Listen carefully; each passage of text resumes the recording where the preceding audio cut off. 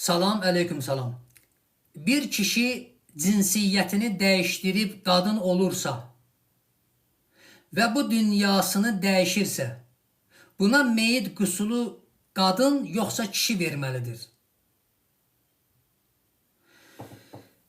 Cinsiyyətini değiştiren adam dindən çıxmış kimidir. Cinsiyyəti dəyişmək haramdır.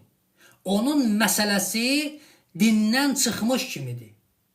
Ona görə də ona nə qusul, nə kəfən, nə namaz, nə də əhlət qazılmaz.